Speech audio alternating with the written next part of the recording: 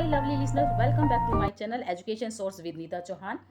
हम 6th class का second chapter कर रहे हैं। इससे पहले हमारा जो टॉपिक था जो हमने कंप्लीट किया है वो है ऋग्वैदिक पीरियड, और आज हमारा टॉपिक है post Vedic period. It means उत्तर वैदिक काल। बिना बिना टाइम वेस्ट किए हम इसको कंटिन्यू करते हैं। Let's start. Yajurveda, Samaveda, Atharvaveda and commentaries on Vedas developed on the basis of Rigvedic culture, Brahmin text and Aranyak text. Upaveda Ayurveda, Dhanurveda, Gandharva Veda, Shilpa Veda जिसको आर्किटेक्चर कहा गया है, Upanishad and 6 part of the Vedas education, Kalpa, grammar, Jyotish, Nirukta and Chhand give information about the culture of the post Vedic period. इसका मतलब ये हुआ जो ऋग्वैदिक संस्कृति है उसके आधार पर विकसित, मतलब ऋग्वैदिक जो है जो हमने पहले पढ़ा है उसकी संस्कृति के आधार पर विकसित हुए हैं। क्या विकसित हुए हैं? यजुर्वेद, सामवेद, अथर्ववेद और वेदों पर लिखी काफ़ी टीकाएं, टीकाएं मतलब कविताएं, कहानियाँ, ब्राह्मण ग्रंथ तथा आरण्यक ग्रंथ, ये भी ऋग्वैदिक संस्कृति के आधार पर ही विकसित हुए हैं। उपवेद, आयुर्वेद, धनुर्वेद, गंधर्व वेद, शिल्प वेद, उपनिषद व 6 वेदांग, शिक्षा जो कि 6 वेदांग है। और कौन कौन से हमारे 6 वेदांग हैं? वो हैं शिक्षा, कल्प, व्याकरण, ज्योतिष, निरुक्त व छंद आदि। ये सभी के सभी उत्तर वैदिक काल की संस्कृति की जानकारी हमें देते हैं। तो ये सारी बुक्स हैं जिससे हमें पोस्ट वैदिक पीरियड के बारे में नॉलेज मिलती है। अब जैसे जैसे आप बड़े होते जाओगे, जैसे कि आप साहित्य जैसे एमए पोस्ट ग्रेजुएशन करते हैं या फिर हम कॉलेज टाइम में जाते हैं, तब हम इनके बारे में सुनते हैं, डीपली इनके बारे में स्टडी भी करते हैं। नेक्स्ट आगे है the date of the post Vedic period. Post period Vedic period is generally consider to be 1500 BC to 1000 BC। वैसे अगर हम माने तो साधारणतया जो पोस्ट वैदिक पीरियड है उसका जो टाइम पीरियड है वो हमारा 1500 BC से लेकर 1000 BC तक माना जाता है। This time was the period of progress for the Aryans. और ये ना एक ऐसा टाइम पीरियड था जहाँ पर आर्यंस, मतलब पोस्ट वैदिक पीरियड के लोगों को आर्यंस बोला गया है। और यहाँ पर जो लोग रहते थे, आर्यंस रहते थे, उन्होंने इसी टाइम पीरियड में क्या किया है? डेवलप किया है, प्रोग्रेस किया। Along with increase in number, मतलब नंबर मतलब संख्या तो बढ़ी, इसके साथ साथ देवर आल्सो एक्सपेंडिंग जोग्राफिकल। तो उन्होंने समय के साथ साथ उन्होंने अपने एरिया को भी बढ़ाया, जैसे कि युद्ध करके या फिर अपने आप को वहाँ से ट्रांसफ़र करके, जहाँ जहाँ इनको जगह मिली पानी के नदी, पानी के किनारे पर या जहाँ भी इनको स्पेस मिला वहाँ इन्होंने अपनी साम्राज्य को बढ़ाया और अपने वहाँ पर मतलब एक बसेरा बना लिया था उन्होंने यहाँ पर। They had cross the Ganga Yamuna river and had spread to Bengal in the east and also cross the Vindhyachal range in the south. और ये कहते हैं कि विस्तार तो हो रहा था इनका, उन्होंने गंगा यमुना नदी को भी पार कर लिया था और पूर्व में बंगाल तक फैल चुके थे। मतलब इतना उन्होंने, मतलब जनसंख्या बढ़ती गई और लोग जो है बसते गए, आगे बढ़ते गए। और दक्षिण में भी इन्होंने विंध्याचल जो पर्वतमाला है उसको भी इन्होंने पार कर लिया था। The characteristics of this period can be seen as follow. तो हम इस काल की विशेषताएं हैं जो अब नीचे देखेंगे, इसके बारे में सीक्वेंस वाइज पढ़ेंगे। पहला हमारा है पॉलिटिकल सिचुएशन, तो मतलब राजनीतिक जीवन व्यवस्था उनकी कैसी थी, अब ये देखेंगे। In this period the kingdom had become larger than in the Rigvedic. Rigvedic तुलना में करें, ऋग्वेद से तुलना करें तो यहाँ पर जो साम्राज्य थे वो काफ़ी बड़े हो चुके थे। देयर वर स्टेट लाइक कुरु, पांचाल, काशी, कौशल, वेद एक्सेट्रा। और मतलब ये सारे स्टेट्स हैं। कहते जब हमारा पोस्ट वैदिक पीरियड था तो सिर्फ इतने ही राज्य थे जहाँ पर ये नाम दिए हुए हैं। उसके बाद जो पुरु है और भरत है ज्वाइन टुगेदर, इनको इकट्ठा किया और इन्होंने इकट्ठा जो हुआ तो उसको कहा गया कुरु। मतलब कुरु डायनेस्टी ने क्या किया, इसको इकट्ठा कर लिया और अपनी राजधानी बनाया। There kingdom also include modern Haryana, और इसी एरिया में हरियाणा भी इंक्लूड था। हस्तिनापुर वॉज देयर कैपिटल, और उस वक्त हस्तिना जो है इन्होंने अपनी राजधानी बनाई जो कि कुरुक्षेत्र में है। Parikshit and Janamejaya were important rulers of this dynasty. और जो कुरु डायनेस्टी के बारे में बता रही थी मैं, तो इसमें जो मुख्य शासक थे वो थे परीक्षित और Janamejaya. The capital of Janamejaya was Asandhivat, मतलब जो जन्मेजय था उन्होंने अपनी राजधानी असंधिवत, जो जिसको हम मॉडर्न समय में अगर हम कहें तो उसको असंध कहा गया है। The kingdom of the Panchalas was to the north of the Ganga Yamuna and Kampilya was its capital. तो कहते हैं कि पांचालों का जो राज्य था वो गंगा यमुना के उत्तर में था और काम्पिल्य जो है इसकी राजधानी थी। अगर हम आप देखना चाहो तो मैं आपको मैप के द्वारा इसको दिखा सकती हूँ, देखते हैं। तो ये आप देख सकते हो यहाँ पर इन्होंने जो अपने जो उस टाइम पे पोस्ट वैदिक पीरियड में जो राज्य थे वो ये थे। तो यहाँ पर हमारा गुजरात पड़ता है, यहाँ ये गुजरात है, ये गुजरात दिखा रखा है। यहाँ पर ये सारे जो हैं कुरु आ गया, ये आ गया पांचाल आ गया, यहाँ पर कुंती केडी, इनकी राजधानियाँ भी हैं और ये राज्य भी हैं। तो मोस्ट इंपॉर्टेंट जो है ये राज्य जो है ये इनके मुख्य राज्य थे उस टाइम पे। लोग यहाँ तक इन्होंने अपना जो है यहाँ पर ये गंगा यमुना क्षेत्र यहाँ पर पड़ता है, इसको सारे को इन्होंने पार कर लिया था। तो ये राज्य थे उस टाइम पे मोस्ट इंपॉर्टेंट प्रोमिनेंट राज्य इस टाइम पे यही थे पोस्ट वैदिक पीरियड में। आगे बढ़ते हैं। तो उसके बाद क्या है कि आर्यंस ने इतना सारा एरिया जो है वो कवर कर चुके थे। उसके बाद संख्या तो बढ़ी, अब पॉलिटिकल जो है उनका एरिया जो था इंक्रीज हुआ, उसमें हम देखेंगे। तो किंग के बारे में देखते हैं। The power of the Kings increase in this period, इस समय काल में जो राजा की शक्तियाँ थी वो बढ़ चुकी थी। The king use to hold many titles, तो राजाओं ने काफ़ी उपाधियाँ धारण कर ली थी, तो अपने आप को ये नाम से पुकारना ज़्यादा खुश होते थे, जैसे एम्पेरियर, विराट, राजा अधिराज एट्सेट्रा। तो इस तरह के नाम ये उनको अपने आप को कहलवाना ज़्यादा पसंद करते थे। Large yajna were also organised by them, इनके द्वारा मतलब कहते हैं जब ये बड़े पद पे होते थे या राजा महाराजा होते थे तो ये बड़े बड़े यज्ञ करवाते थे, इनसे इनकी क्या होता था, इनकी शान शौकत में बढ़ोतरी होती थी। तो इसे जो है करवाते थे, उनमें मुख्य जो यज्ञ थे वो अश्वमेध यज्ञ जो था, राजसू एंड वाजपेयी, इस तरह के ये यज्ञ पूजा पाठ करवाते थे और ये बहुत बड़े लेवल पे होता था। There was a monarchical system of government, और उस समय पर जो मोनार्किकल मतलब होता है था कि आप कह सकते हो राजतंत्र जो था वो शासन प्रणाली जो होती थी वंशानुगत चलती थी। तो राजा का जो पद होता था, मोनार्की मतलब ये कहते थे कि टाइम टू टाइम राजा का पुत्र जो है उसमें शासन करता था, फिर उसका पुत्र शासन करता था, इस तरह के राजतंत्र चलता था। And the post of the king was heredity, और इनका जो राजा की जो पद होता था वो वंश अनुगत होता था। हिज पावर्स वर ऑटोक्रेटिक, ऑटोक्रेटिक होता है निरंकुश, मतलब उस पर किसी का कंट्रोल नहीं रहता था, वो किसी के अंडर काम नहीं करता था राजा। But he still worked in the interest of the people, उसके बावजूद वो लोग अपनी जनता के बारे में और अपनी जनता के हित के लिए ही काम करते थे। ये बहुत अच्छी बात होती थी उस समय के राजा में। In this period, mere reference are found in the form of the protection of the motherland and the proof of patriotism. Patriotism होता है देशभक्ति, protection का मतलब होता है सुरक्षा। तो मदरलैंड मतलब अपनी माँ जो भूमि होती थी उसको माँ मानते थे और उसकी सुरक्षा करते थे। तो कहते हैं कि इस काल में मातृभूमि की रक्षा और देशभक्ति के काफ़ी ऐसे प्रमाण मिलते हैं, और कैसे मिलते हैं उनके बारे में बहुत सारी कहानियाँ मिलती हैं जिससे हमें ये पता चलता है। The Bhumi Sukta mention in the Atharvaveda, Atharvaveda में भूमि सूक्त में 12.1 पे ये लिखा गया है कि in which it is written that, लिखा गया है कि the land is my mother and I am her son, जो भूमि है वो मेरी माँ है और मैं उसका पुत्र हूँ। The earth nourishes the people of different caste and religion, वो कहते क्यों, क्योंकि जो भूमि है वो जो क्या करती है, वो अलग अलग जातियों की, धर्म की, कर्म के, उनकी सबका पोषण पालन पोषण करती है। इसलिए in Yajurved, it has been requested to scholars and common people to choose such a superior Kshatriya as a king, who would expand his kingdom, give shelters to learned people in it, prosper with wealth, and take everyone's consent without any discrimination. It means ये कहते हैं कि यजुर्वेद में विद्वानों और साधारण लोगों से प्रार्थना की गई है कि वे ऐसे श्रेष्ठ बेस्ट क्षत्रिय को राजा चुने जो अपने राज्य का तो एक्सपेंड मतलब विस्तार करे, और उनमें विद्वानों जो लोग होते थे उनको आश्रय, उनको प्रोटेक्शन दे, धन संपदा से समृद्ध करे और उनकी सहमति लेकर ही आगे बढ़े, और उन सभी के साथ विनम्रता से कार्य करे या प्यार मतलब बहुत ही सॉफ्टली पोलाइटली उनसे काम ले, और अपने भूभाग को शत्रुओं के बगैर उससे उसकी क्या करे, सुरक्षा करे। Let us act with humility and make our land free from enemies, तो यहाँ पे यही है कि शत्रुओं से अपने देश को आज़ाद रखे। The king was also expected to act according to dharma, और राजा से उम्मीद की जाती थी कि वो धर्म के अकॉर्डिंग ही काम करे। और rules as the whole world was bounded by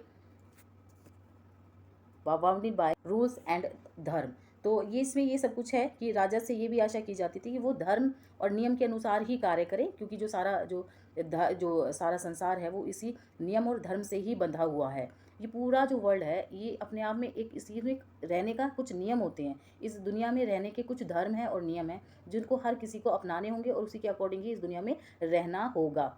the burden of the protecting धर्म वॉज ऑन द किंग, और राजा पर ही इस चीज़ का भार होता था कि वो धर्म के अकॉर्डिंग ही चले। But he was not above dharma himself, लेकिन वो खुद धर्म से बड़ा नहीं होता था, ना उसे माना जाता था, बस उसका काम होता था कि वो धर्म के अनुसार ही कार्य करे, and could not change the principle of धर्म, और वो धर्म के सिद्धांतों को बदल भी नहीं सकता था। There is also mention of the condemnation of unrighteous and autocratic kings, कहते हैं कि वो अधर्मी और स्वेच्छाचारी राजाओं की निंदा का भी उल्लेख इस हमारे पोस्ट वैदिक पीरियड में मिलता है। तो स्वेच्छाचारी अनराइटियस का मतलब होता है अधर्मी, एटोक्रेटिक होता है निरंकुश, जो थे ना इस तरह के जो राजा हों जो अपने बारे में स्वार्थी हों, तो उसकी निंदा भी कही है। कंडेमनेशन का मतलब उसकी निंदा करना। तो यहाँ पर कुछ फंक्शंस दिए हैं राजा के बारे में कि राजा के कुछ कार्य होते वही करने हैं उसे। तो उनमें मेन जो है वो ये है कि to protect the state and subjects and to lead the army in wars. राज्य और प्रजा की रक्षा और युद्धों में सेना का नेतृत्व करना राजा का प्रोमिनेंट मतलब मुख्य काम होगा। एंड टू डू जस्टिस और न्याय करना, to work in the interest of the people और जनता के हित में ही कार्य करना। ये कुछ ऐसे मुख्य कार्य हैं जो राजा करेगा। नेक्स्ट है the king use to collect various type of taxes from the subjects which were spend on paying salaries to the official, protecting working of the for the public interest and for the needs of the palace. तो ये कहते हैं कि राजा जो है अगर अपनी income देखें राजा की तो वो किससे होती थी, टाइप ऑफ टैक्सेस से होती थी। और वो किससे लेते थे, उनकी जनता से लेते थे। और उस पर खर्च किस पे खर्च किया जाता था, सैलरी ऑफ द ऑफिशियल्स, मतलब जो उनके अधिकारी होते हैं उनकी सैलरी दी जाती थी, जो उनकी सुरक्षा करते थे, जो पब्लिक के हितों में कार्य करते थे। और ज़रूरत होती थी किसमें, पैलेस की जो रख रखाव में जो खर्चा होता था वो सब इन्हीं अपनी जनता से लिए हुए टैक्स से ही किया जाता था। इन द लेटर वैदिक period the authority of the assembly and committee, तो उस टाइम पे क्या होता था वैदिक पीरियड में, अथॉरिटी जो होती थी असेंबली और कमिटी की मतलब समिति और सभा की, हैड इंक्रीज बढ़ गई थी। And the future of the king depended on their support, और उनका भविष्य में क्या होता था, उनका काम वो राजा जो थे उन पर डिपेंड थे। ऐसा होता था मतलब राजा जो कार्य करते थे तो सभा और समिति की परामर्श के साथ करते थे, उनसे सलाह मशवरा लेकर ही, सलाह मशवरा करके ही वो कुछ कार्य करते थे। Apart from this the king appointed officers like Bhagadugha किसे कहा गया है, जो टैक्स कलेक्ट करता था उस व्यक्ति उसके हेड को बागधू कहा गया है। संग्रहिता किसे कहा गया है, जो खजांची होता था। जैसे बैंक में खजांची नहीं होते तो बैंक में अगर पैसा रखते तो गार्ड रखे जाते हैं उनका, और मैनेजर जो होता है वो। सुता होता था चैरियटर, जो कि रथ का सारथी होता था, युद्ध में राजा जाते थे तो उनका सारथी होता था, उसे सुता कहा गया है। द्वारपाल जैसे कि जो गार्ड होते थे, हमारे आज के टाइम पे तो हम उसे गार्ड कहते हैं, वैसे ही उस टाइम पे द्वारपाल जो मैसेज ले जाना और लाना और ले जाने का काम करते थे। पलागल भी हैं यहाँ पर जिनको इसमें कहा गया है पलागल, तो और युवराज भी हैं जो कि राजा की क्या करते थे, अधिकारियों की नियुक्ति भी की जाती थी। तो इन्हीं सभी की लोगों की युवराज, पुरोहित, पगालग, ये सब इनकी क्या की जाती थी, नियुक्ति की जाती थी। किनके द्वारा, सभा और समिति के सब परामर्श के द्वारा राजा के साथ जो है उनके द्वारा की जाती थी। नेक्स्ट है military management. During this period the Kings started keeping their permanent आर्मीज। समय के साथ साथ क्या हुआ, राजाओं ने अपनी स्थायी सेना रखनी शुरू कर दी थी। Elephants were also used in war, युद्ध में हाथियों का प्रयोग करते थे। जो मेन वेपन्स होते थे उनमें क्या होता था, बो एंड एरो मतलब धनुष बाण होते थे। The pointed tips of the arrows were sometimes extinguished by poison. तो मतलब जो धनुष बाण होते थे उनकी जो तीर होती थी, तीर का जो आगे वाला भाग नुकीला जो होता था उस पर जहर लगा हुआ करता था। मोस्टली एरोज में ऐसा होता था। Apart from war soldiers also did civilian work like farming, agriculture. कहते थे कि जो सेना में काम करते थे वो सोल्जर्स, उस सेना के साथ साथ वो लोग कृषि का भी काम करते थे। यहाँ पर कुछ नाम दिए हुए हैं जिनको आज के टाइम में क्या कहा जाता है और पहले क्या कहा जाता था, तो आप इसको देख लेना। जो सेनानी है कमांडेंट कहा गया है, मतलब सेनापति। शता है जिसको डोर कीपर मतलब प्रतिहार कहा गया है, डोर कीपर दरवाज़ा मतलब द्वारपाल। सुता है चैरियटर, ये चीज़ तो मैं आपको ऊपर बता चुकी हूँ। आगे बढ़ते हैं हम। Next is judicial system, it means न्याय व्यवस्था। Petty disputes were settled by the villagers. कहते हैं कि छोटी, पिटी का मतलब था छोटी, छोटे जो झगड़े होते थे उनका निपटारा जो है ग्रामीण ही करता था। इससे पहले मैं आपको बताती हूँ यजुर्वेद में जो ग्रामीणी होता था वो कौन होता था, गांव का मुखिया होता था, तो वही छोटे छोटे झगड़े निपटारे कर देते थे। There were also test like fire waters etcetera. तो निर्दोष सिद्ध करने के लिए जो लोग होते थे उनको अग्नि और जल की परीक्षा देनी होती थी, जैसे अग्नि पर चलना या हाथ में पानी लेकर जल को लेकर कसम खाना, इस तरह का, टू प्रूव वंस इनोसेंस, निर्दोष करने के लिए, साबित होने के लिए। The death penalty was not given. उस समय मृत्युदंड देना जो था वो बंद था, नहीं देते थे वो लोग। For crime only financial and physical punishment were given. लेकिन जब कभी अगर दोष साबित हो भी जाता था तो उन्हें फाइनेंशियल और फिजिकली मतलब मार पिटाई, मतलब कह सकते हो आप, आर्थिक और शारीरिक दंड उन्हें दिया जाता था। नेक्स्ट है social life. The smallest unit of the society was the family. सबसे छोटी इकाई फैमिली होती थी उस टाइम पे। द फैमिलीज वर पैट्रियार्कल, मतलब पितृ जो होते थे, जो परिवार होता था वो पितृ सत्तात्मक होता था। The son was known by only by the gotra of the father. पुत्र को अपने पिता के गोत्र से ही जाना जाता था। गोत्र क्या होता है इस चीज़ का तो आप जवाब अपने पेरेंट्स से भी ले सकते हो, लेकिन मैं इसको जब आप बड़े हो जाओगे तब आपको पता चलेगा कि हमारी जो जाति होती थी वो जाति के पीछे भी एक टाइप का कुछ गोत्र होता है, उस चीज़ से जाना जाता था। The eldest man of the family was considered the head of the family and had completed control over all the property and members of the household. इसमें कहा कि परिवार का जो बड़ा पुरुष होता था वही परिवार का मुखिया माना जाता था और उसका ही घर की सारी संपत्ति और सदस्यों पर पूरा कंट्रोल होता था. At that time it was the aim of the sages of to make the family ideal. और सिर्फ उस समय एम क्या होता था, अपनी फैमिली को एक आइडियल फैमिली बनाना. This is approved by a wish written in the Atharvaveda. एक और अथर्ववेद में एक कामना लिखी है इसमें, वो ये कि the son should be devoted to his father, कि बेटे को जो है अपने पिता के प्रति भक्ति भाव होना चाहिए. Single minded towards his mother, माँ के प्रति भी एक ही मन होना चाहिए कि ये मेरी माँ है और मेरे को ये पूजनीय है मेरे लिए. The wife should always speak to her husband in sweet and polite voice. और इसमें ये भी कहा गया कि एक बीवी को अपने पति के साथ किस तरह का बिहेव करना चाहिए. उसे अपने पति से स्वीट एंड पोलाइट वॉइस में बात करनी चाहिए, रूडली नहीं बोलना चाहिए. Brother should not hate brother, भाई को भाई से नफरत या द्वेष नहीं रखना चाहिए. Sister should not hate sister, बहन को भी अपने बहन से प्रेम होना चाहिए, द्वेष की भाव नहीं होना चाहिए. They should eat and drink together, उन्हें खान पान इकट्ठा ही रहकर ही खाना चाहिए या एक साथ रहकर या मिलजुल कर खाना चाहिए.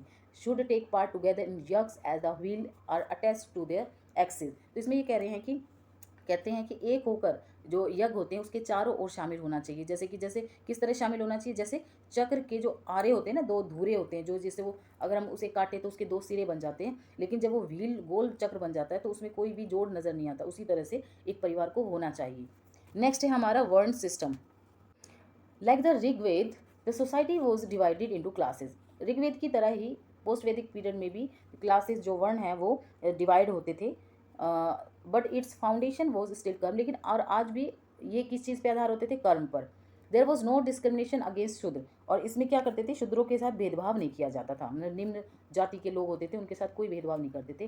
There was no feelings of untouchability, छुआछूत की भावना नहीं होती थी. देयर वॉज ए प्रोविज़न मतलब होता है कोई भी प्रावधान for the Shudra to prepare food for the Aryans engaged in the Vishwadev यज्ञ.